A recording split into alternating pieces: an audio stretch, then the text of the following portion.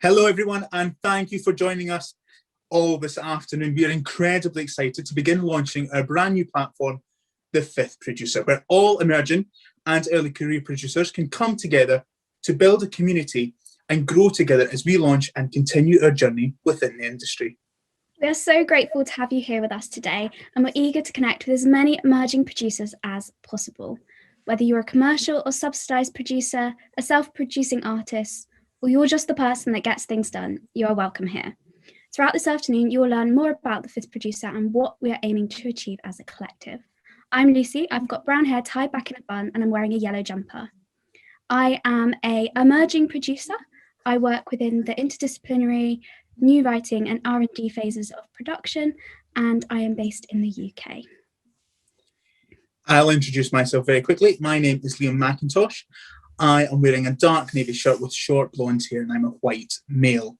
I am an emerging commercial theatre producer working predominantly in musical theatre as well as pantomime, and my work, although I am based just outside Edinburgh, is now tending to take me further down south, looking across London and the rest of the UK and international touring. I, alongside Lucy, will be guiding you through the next 30 minutes or so, and trust me, you're going to want to stick around. We have got a lot of exciting stuff coming your way. The first look at our brand new website platform, and we will also be joined by the brilliant Kerry Michael MBE, who will be joining us a little later on to give a very special interview with Niels. Now, we are live today and at the powers of the internet, so fingers crossed our technology is working. If you've got any problems, let us know in the YouTube comments. You can also pop your questions in here for a live Q&A at the end. If you'd like to do this as you go through the afternoon, then that will be great, and we will get to as many as we possibly can. Now, The Fifth Producer. It is a result of 9 emerging producers coming together and having a very similar mindset of what needs to be discussed within our industry. We collectively met through Chris Grady's Institute, led by the brilliant Chris Grady himself, and as of yet, none of us have actually met in person. So let's meet the rest of the Fifth Producer team. Hi, I'm Siva, and I'm based in London, and the work I am interested in is opera, farces, real life stories on stage, and arts in the community. Hello, my name is Lizzie. I live in Bedford. I work regionally and also in London, and I make theatre work that is predominantly based around music, movement and great stories. Hello, my name is Joanna Morley. I am based in the northwest of England and in London. The areas that I work in are new writing, devising and work that is made with and for young people. Hello, my name is Niels van Doormalen and I'm originally from the Netherlands, but I aim to work both in the UK and the Netherlands post-pandemic. The area of theatre that I mostly work in is small-scale musical theatre, and I focus on new writing, relevance and new technology. Hi, my name is Megan Shadler. My work is based in New York and the UK. I work in commercial and subsidized, and I'm interested in new writing, multidisciplinary, devised, R&D, international, and digital work that involves live streaming and video. Hi, my name is Erin Rooney. I am a multidisciplinary performer, director and producer. I work predominantly in new writing, devising and immersive theatre and can't wait to continue that. I live in Scotland at the moment, but I can't wait to do work in the UK and internationally when I'm able to. Hello, my name is Phoebe Schenk and I'm a theatre producer based in London. I primarily work internationally, especially with schools in South and East Asia, and I am very passionate about platforming intersectional work, particularly exploring intersections of race, gender and sexuality. Now then, that was a very whistle-stop tour of the 9 of us. If you do want to find out any more about us though, then please visit our website or our social media channels. However, this isn't about the 9 of us as a whole. It is about creating that brighter future together. Now, the website will be acting as our main platform. So Megan, along with Phoebe, are going to tell you a bit more about how this is all going to work.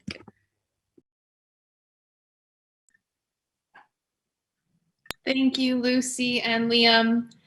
Hi, I'm Megan. I am a white woman with brown hair wearing a black dress.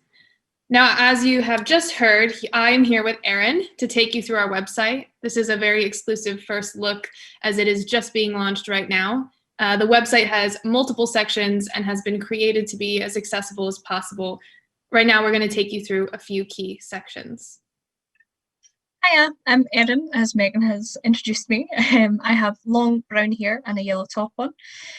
So when you visit the website, you will see 3 key areas: connect, inform, and activate. As Liam mentioned earlier, none of us have actually met in real life. We met online via the CGO course in creative producing. We often find ourselves chatting and asking for each other's advice on WhatsApp and things like that. So we realised when sharing jobs and opportunities with each other, this is exactly what's been missing for producers all along. We realised we were really privileged to have each other, and the producing community was really missing a friendly collective where we could all learn and grow together. Through connections, there are lots of websites out there to connect with new producers in the industry. There are tons of really great Facebook groups.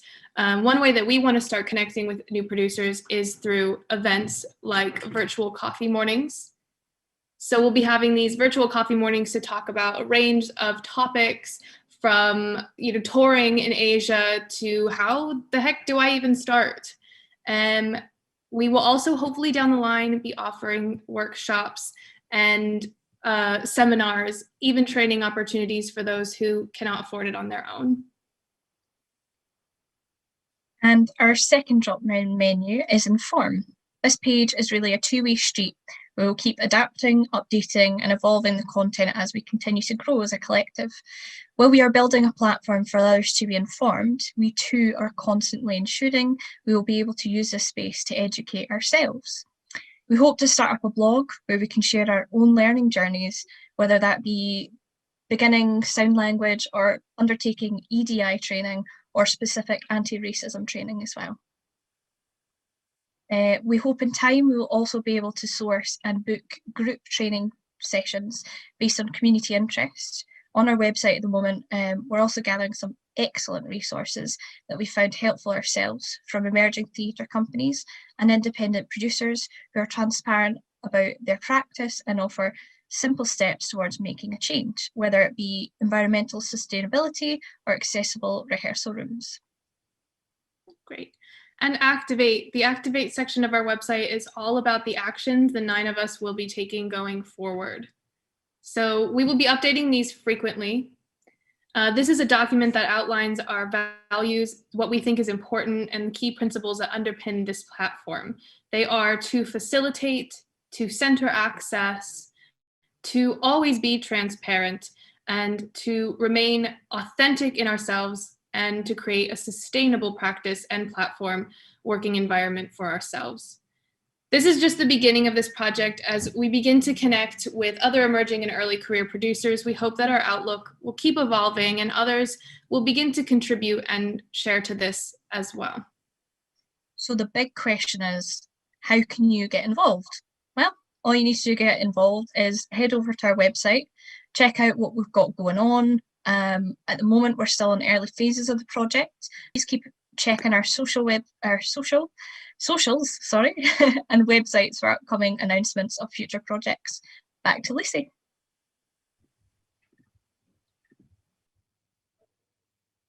Now, as you may have seen over the past week, we've been asking emerging producers and early career producers to take part in a survey so we can create the best platform possible. Phoebe is about to tell us a bit more about this, but please remember to keep popping your questions in the chat box so we can answer them in the Q&A at the end. Phoebe. Hiya, I'm Phoebe. I've got dark brown hair and I'm wearing a green top. So thanks to everyone who filled out our initial version of the survey. We reached over 70 people in a week and look forward to follow-up conversations with those that offered. We recognise this number as far from representative of the whole producing community, and we plan to reopen the survey, taking the time to market it to networks we did not originally reach. This is essential for our community to evolve by continuing to look to and listen to our community needs. So for now, what did we learn from the survey and how can it inform the future of the fifth producer? Most producers said they did not feel supported by the industry. On average, they rated it a 4 out of 10. The biggest challenges mentioned were a lack of entry-level jobs and financial support. Concerns that also came forward from you guys were challenges of networking and feeling like getting in is all about who you know. A lack of connections with venues and age caps on opportunities were also featured. In response, we will advocate as a community about the need for more entry-level roles. We are developing a support fund for training outside of educational institutions. We will reach out to venues to gather and share pathways and opportunities in our newsletter. And we hear your concern about generational stereotyping of how young an emerging producer should be, and we will challenge this. Most producers do not feel connected to others, but overwhelmingly, they want to be. It is reaffirming, if a little depressing, to know that imposter syndrome is a key barrier to this. We've all felt inadequate, and this united the 9 of us to want to create a non-intimidating, supportive platform in the first place. A desire for mentorship also came up quite a lot in the survey. We plan to offer peer mentorship and skill shares where we can be transparent about our practice, how we got here, and what we're still learning. We also recognise COVID-related disruption has disconnected many of us, and that came up a lot in the survey. This is why an online open access space is needed now more than ever.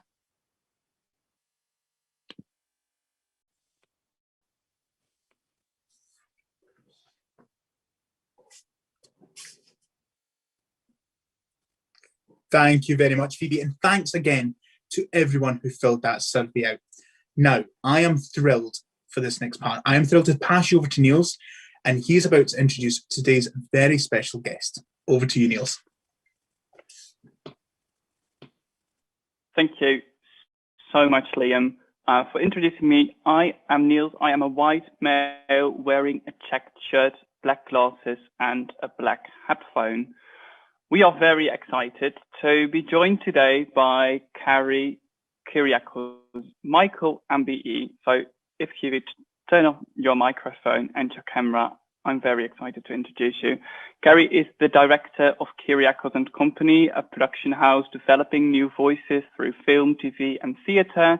Kerry is the chair of the board at Mena Arts UK, a platform that supports different voices and creativity of artists from the Middle East and North African region. Kerry works within the broad range of stage directing, artistic director, years from September 2004 until September 2017. He led the Theatre Royal Stratford East. His inaugural season was nominated for an Olivier Award for a powerful season of provocative work that reaches new audiences.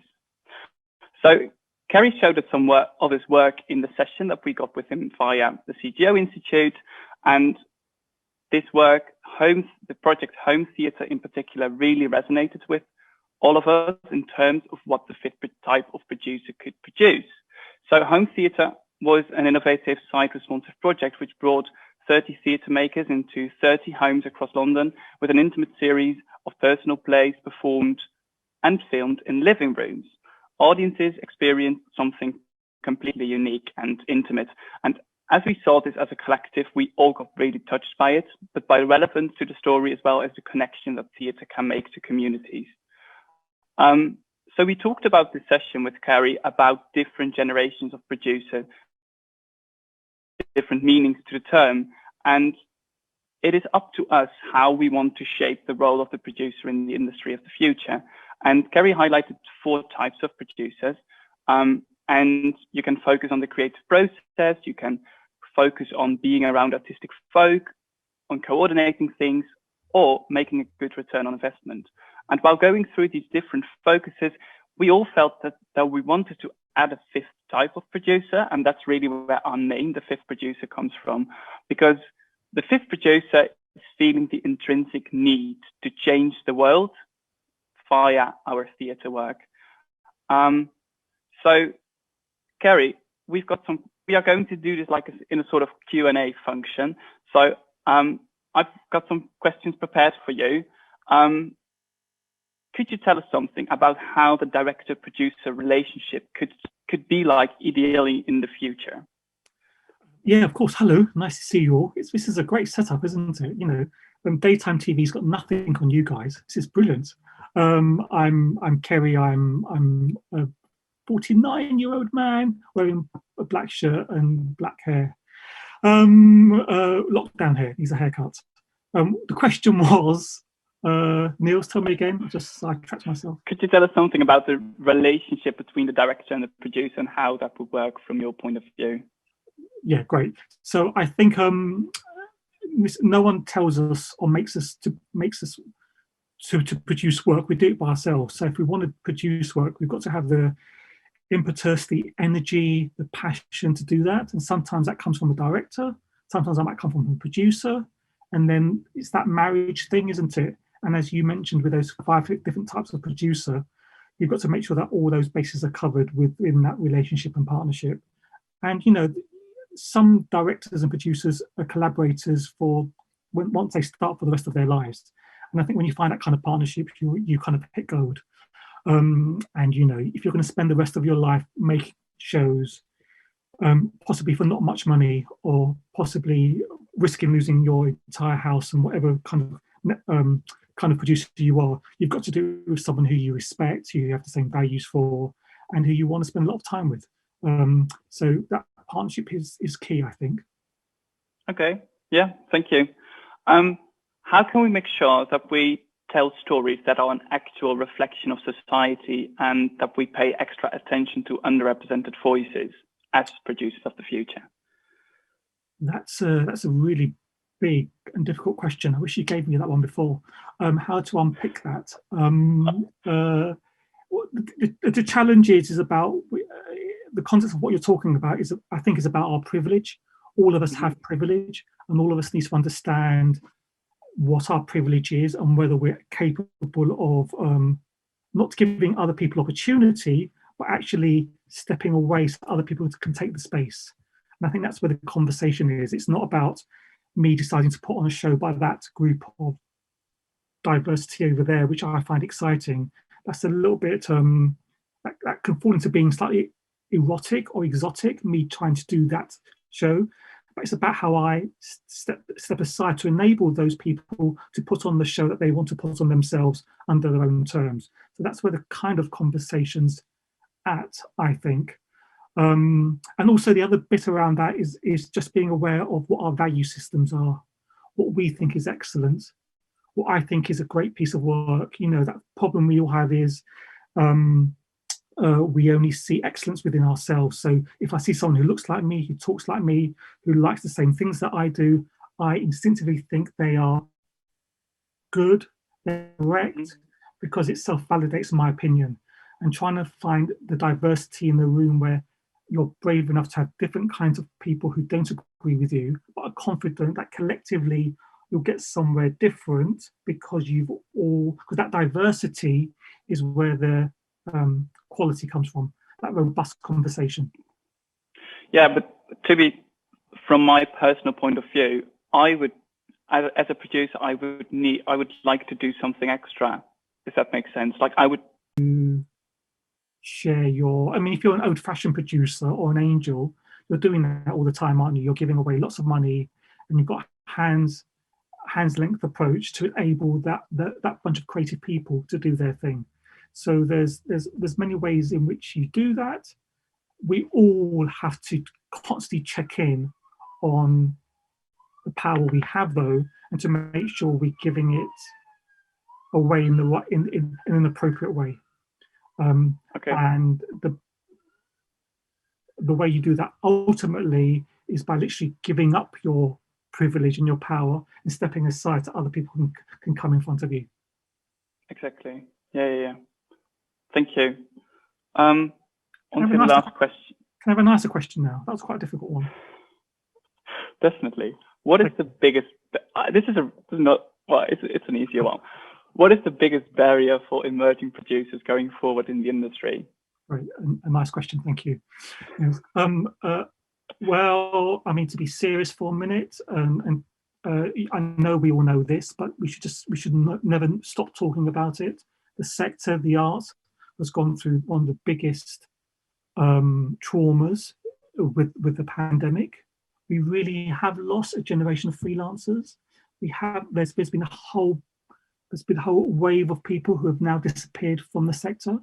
And this thing about bouncing back to what?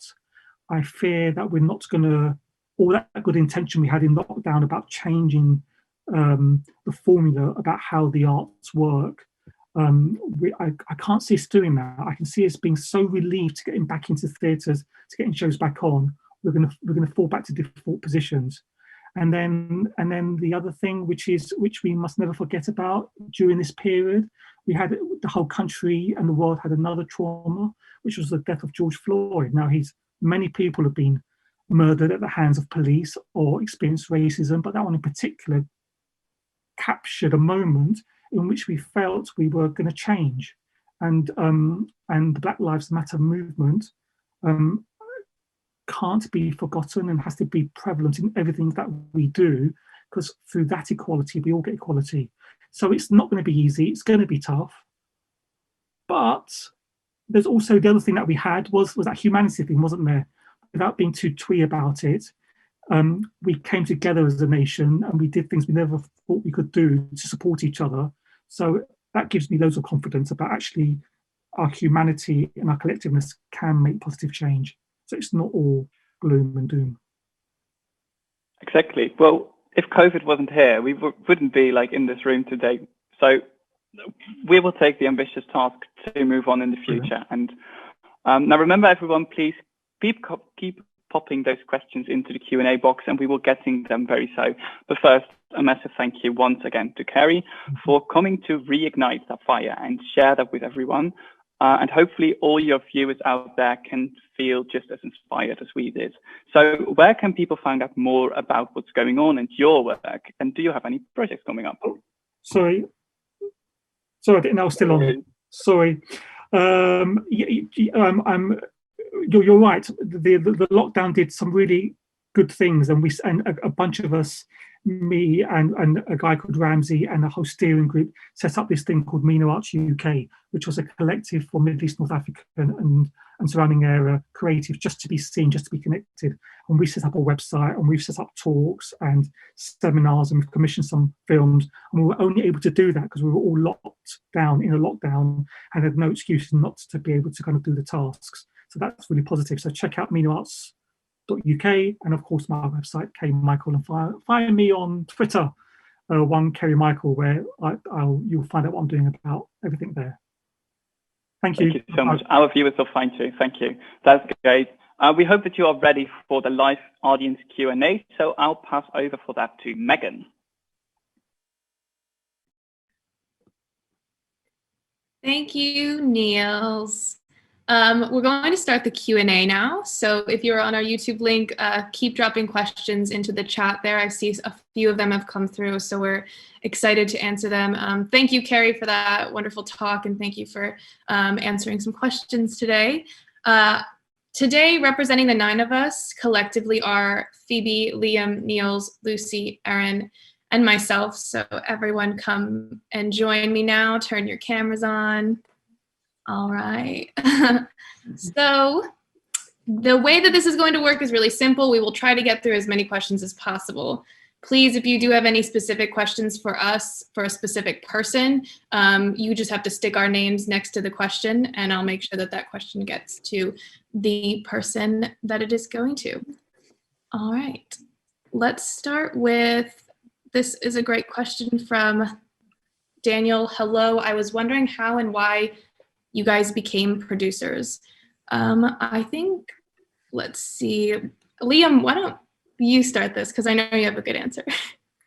It's such a broad question, to be fair.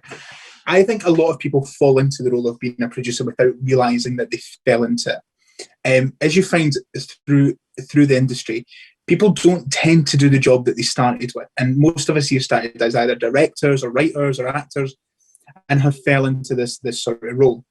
And because also a producer is such a vast thing. So like in between the 9 of us, we've got self-producing artists, we've got commercial producers, subsidised producers. And for me, personally, the reason that I done it was because I wanted to be able to put other people's work on stage and be able to have an audience get inspired by theatre in the way that I had been inspired in the past. And I think it's a really personal question. Anybody you ask will have a different one. And everybody subconsciously will think that their one is wrong. And that's why doing something like this and finding your tribe and finding the producers around you to go, I've got a totally different way I've done this, I've got a totally different way I've got into this, is brilliant. And people go through commercial degree training, people go through diploma training, some people just job it out and end up being one.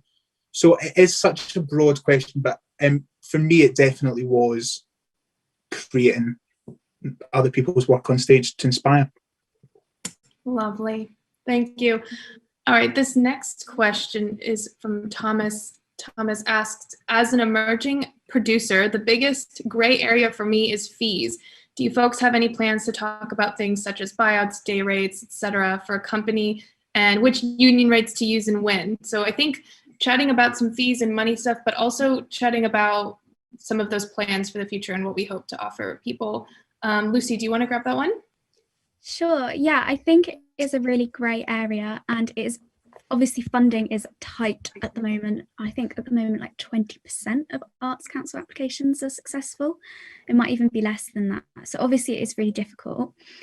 Phoebe and I have been building the resource page on the website this week with Megan's help. We started out with environmental sustainability, and are going to build in some anti-racism resources, as well as accessible rehearsal room techniques that you can implement. And definitely we will be looking at money too.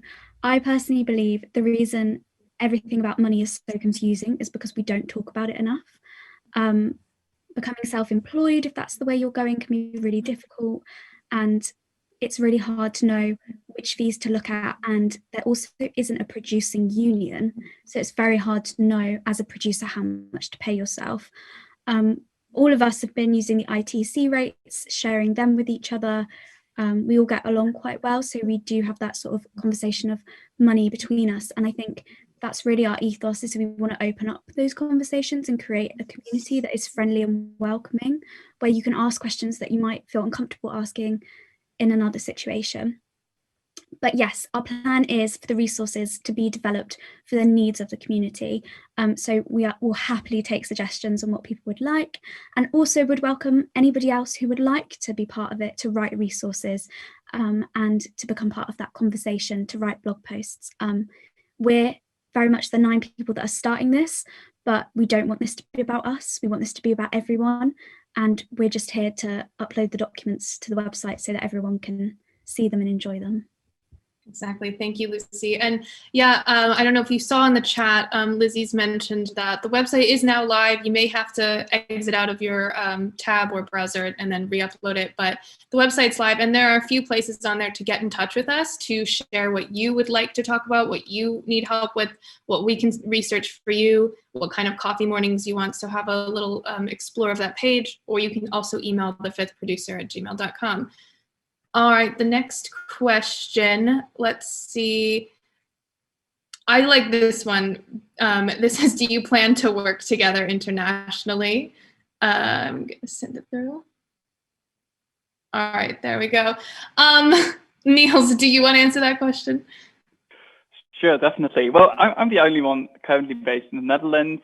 Megan, you are currently based in France, moving to the UK, and that leaves me being the only one not in the UK. So yeah, no, to be honest, we really would like to work together internationally. And I think that Chris Grady's mindset in terms of how international collaborations can set up, I thought it was way much more difficult than it actually is. And I'm currently working with a few people in the UK, and I aim to work in the UK as well as in the Netherlands. And Phoebe was a real inspiration for me, like working in the UK, but having these huge ambitions in Southeast Asia. And I think that the world is our platform to share our stories, and that you shouldn't limit yourself to one country. So yeah, I think it's just a very interesting add-on to all of our work. So yeah, we are definitely going to work internationally. Yeah. Absolutely, and hopefully connect anyone who comes to the Fifth Producer with other people who hope to work internationally. This is the wonderful power of Zoom and the internet these days. It's so easy to connect with people. Sometimes you just need the right connection. All right, the next question is, what's the biggest lesson you learned from the diploma course? So as we mentioned, we all met on Chris Grady's creative producing diploma course. What is the biggest thing we learned? This has all kind of come out of this course. So actually, Erin, do you want to take that question? Sure. I had a very funny answer, but I probably should take this a bit more seriously. In all honesty, the biggest thing I personally learned was just to go for it and always know there's going to be someone behind you just rallying you. And I think the reason we made the fifth producer was because the 9 of us have rallied each other through this whole thing and want to continue forever, you know, as long as we're making art, and even further than that, because that's what we needed. We didn't, you know, it's something you don't think you need. But that's the main thing I've learned, is just, and be supportive of other people's art. Don't just, I think it's a conversation me and Lucy had at one point about people being active online, and it's not about always be on your phone, always like things. It's actually be engaged with them. And if you see a post about your friends, like, show that you can't go to, if you put it up on your story, there might be 5 or 10 people that don't know about it, that aren't friends with that friend. And it's about creating that net and just creating that connection. And it's actually easier to do than you think it is. Yes, we had the amazing diploma to do that together, but also from this, I've realised there's about 7 people in this whole cohort that know someone that I know, which I wouldn't even thought of before, because we're all from different areas.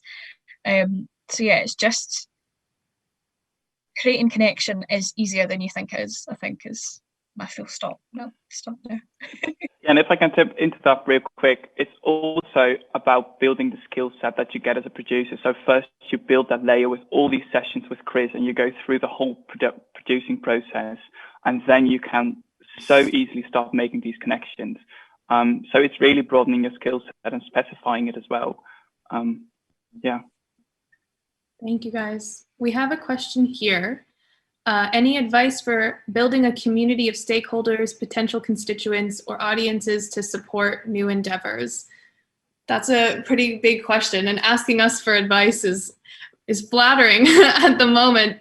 I think I'll just start off by saying one of the reasons we created the fifth producer coming out of the diploma course was to continue to learn and to push ourselves to research and discover more, connect more, inform and activate. Like we mentioned earlier, it's a way for us to keep holding ourselves accountable and keep growing. So it's another thing that I'm sure we will build some more resources on. I think this would be like a really great coffee morning talk.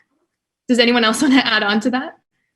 Yeah, I was going to say, I think, again, this is perhaps talking from my own experience, but I've always found the ways to build community is kind of firstly going onto the existing community hubs, whether that's maybe a school or a village hall, or I was going to say now in the age of COVID, a Facebook group.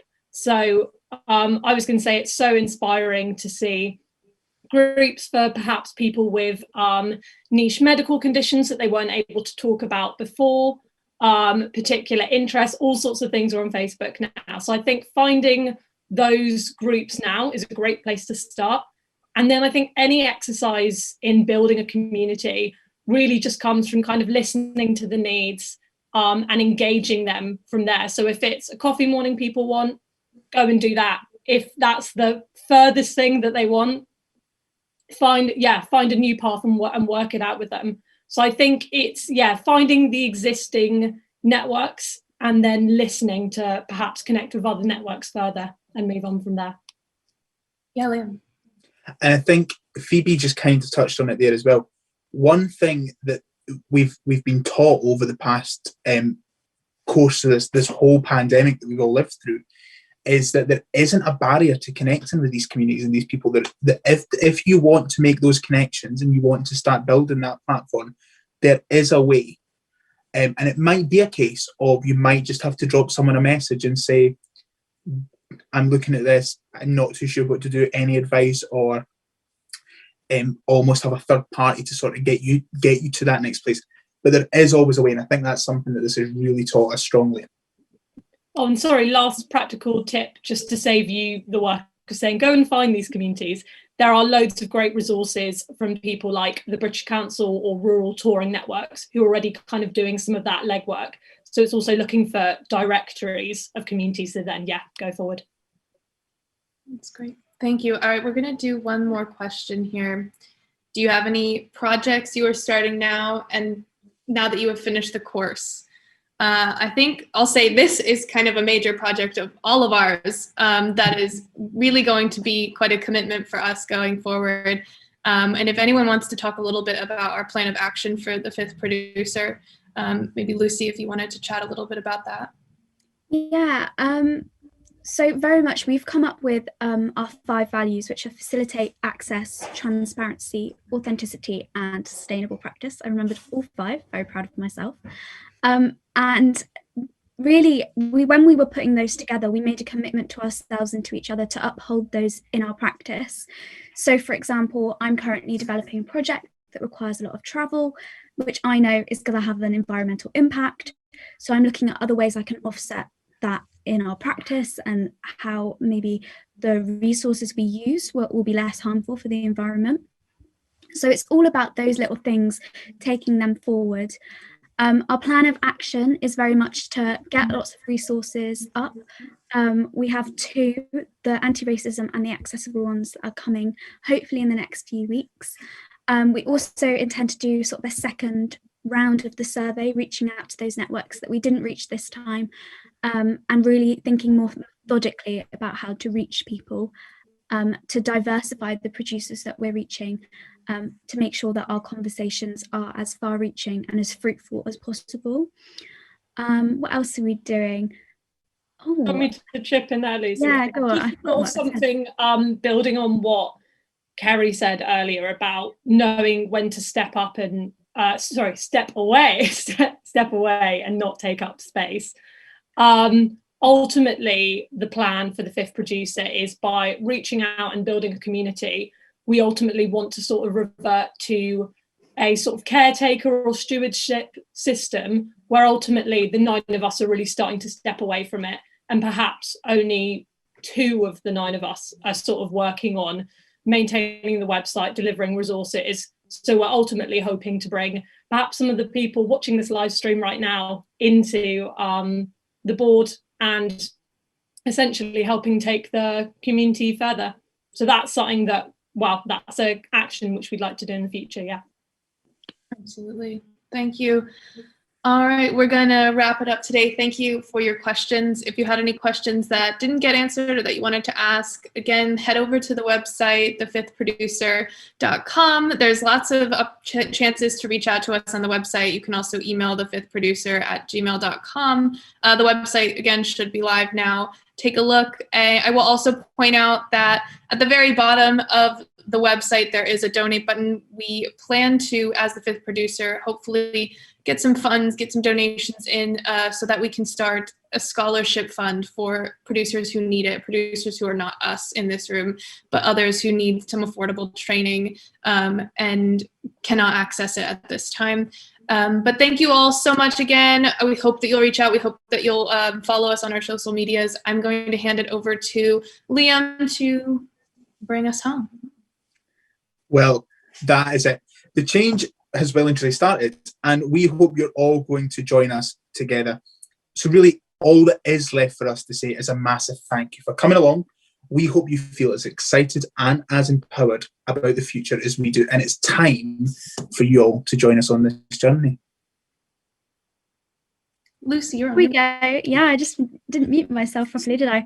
Before we go, there's 3 very important people we need to recognise: Joanna, Lizzie and Siva, who are with us.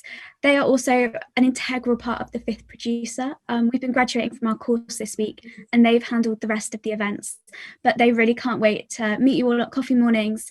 And it is really a collaboration between the 9 of us. So although the 6 of us have spoken, it's very much a group effort.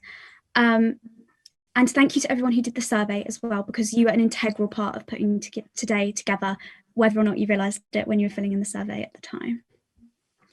A big thank you also to everyone who organised this afternoon again, and to the inspirational Kerry Michael for giving that truly motivational speech. And hopefully you feel as inspired as we did the first time that we spoke to Kerry. And last but certainly not least, we must thank Chris Grady for bringing us all together through his diploma. We would never have met him or met Kerry without that diploma. And also a massive thanks to Jack of Vert Creative, who has done all of our tech today, making sure that everything ran smoothly. We are so, so grateful for all your support, Jack. And as well to Stephen, our BSL interpreter, who has been with us this afternoon. And remember, the conversation doesn't end here. Reach out to us on Facebook, Instagram, Twitter, or LinkedIn, or find us online on our brand new website, www.thefifthproducer.com. And there you will find all the information about our Slack channels, our coffee mornings, and everything that we spoke about today. Together, guys, we will be able to produce a better future. So thank you and good night.